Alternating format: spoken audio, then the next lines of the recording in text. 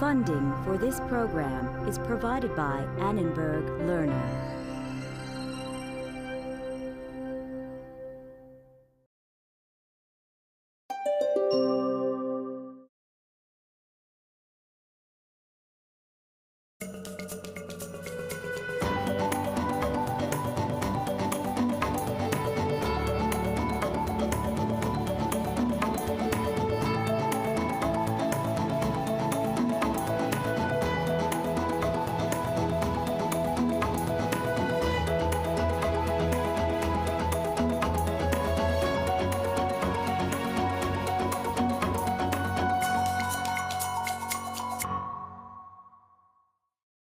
Hi, I'm Pardis Sabetti, and this is Against All Odds, where we make statistics count.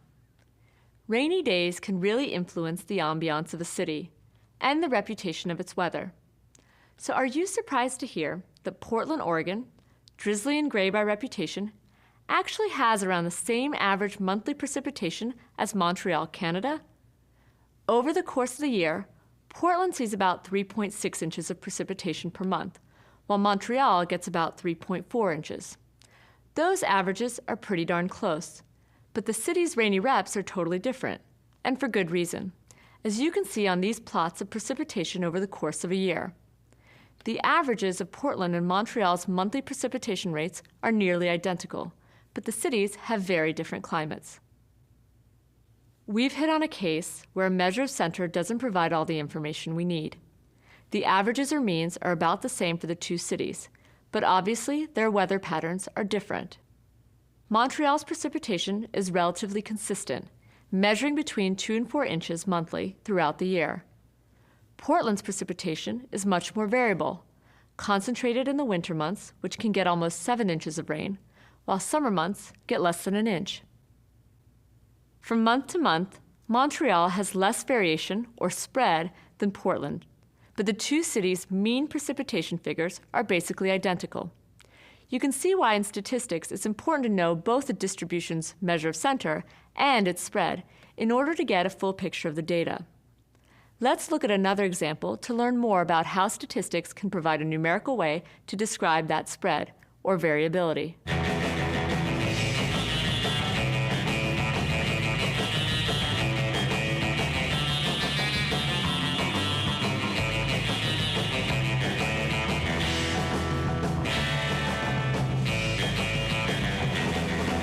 Wahoo's Tacos started out in Southern California as a place where surfers could hang out after they went surfing.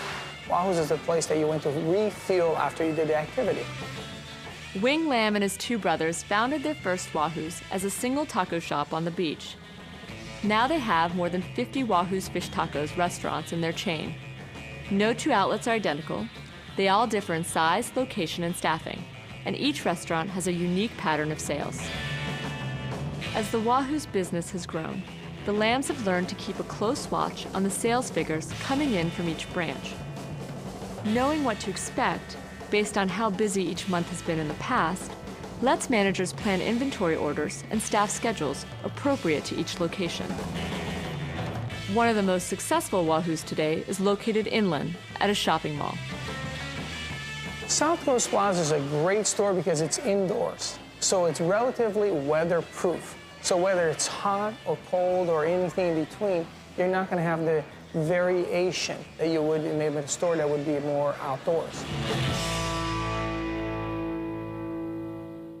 Here are 1 year's sales numbers for the South Coast Plaza restaurant, divided into 4-week periods.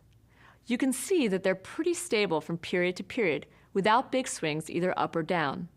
The mean is about $130,000.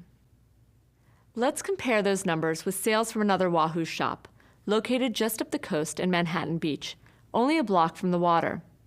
The mean of this Wahoo's monthly sales is about $97,000.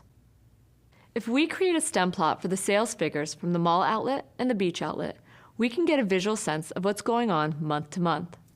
The South Coast Plaza restaurant data looks pretty symmetrical, with one outlier up at $177,000.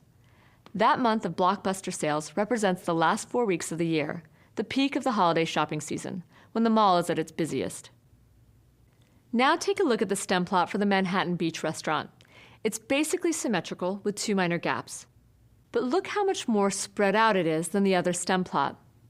This store's sales vary much more widely, over a $100,000 range, rather than the $70,000 range at the other store. Box plots based on the sales figures make the variation obvious. Check out the interquartile range, the distance between the top and the bottom of the box. It's much bigger here than here. Statistics lets us quantify this spread by looking at how far the observations are from their mean. You might have heard of the term standard deviation before. Now let's see how to calculate it. We can start with the monthly numbers from the Wahoo's beach location. Standard deviation measures how far the sales figures typically differ from the mean.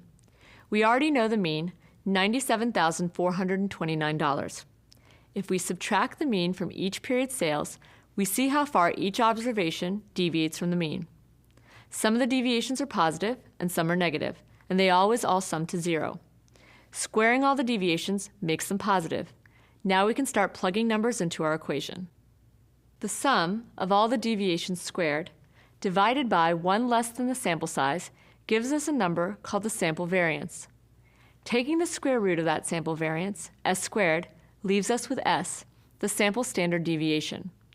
For the Manhattan Beach Wahoos, that standard deviation is $31,075. Okay, but what does that mean? You can think of it as kind of like the average amount that the observations stray from the mean. While the mean sales at this Wahoo's Tacos are around $97,000, receipts of course vary from period to period. Some months are closer to the mean, and some are further away. The typical distance from the mean is $31,000. That's what we're describing when we say standard deviation. The beauty of calculating the standard deviation for one store means we have a number we can compare with another store's standard deviation. That's one good way to see if the variation is high or low compared to another Wahoo's location. We can perform the same calculation on the sales data from the South Coast Plaza restaurant and find a much lower standard deviation, just over $17,000.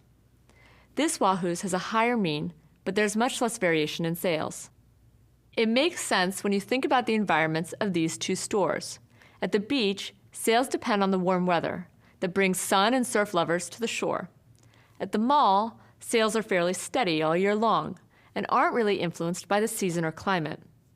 Both stores are valuable to the Wahoo's chain, but for different reasons. If you didn't have a store at the beach, you couldn't call yourself a surf restaurant. So obviously that's a great location to have for your core market, but it also influences the stores that are farther inland, and that's where you make the most of your money. So one restaurant provides reliably strong receipts, the other provides street cred. Actually, make that beach cred. For Against All Odds, I'm Party Savetti. See you next time.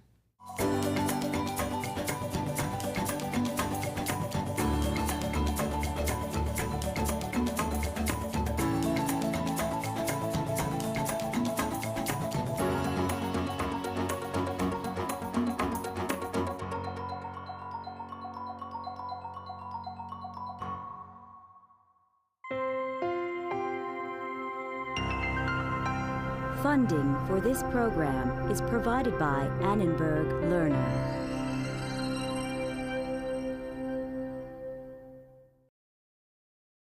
For information about this and other Annenberg Lerner programs, call 1-800-LEARNER and visit us at www.lerner.org.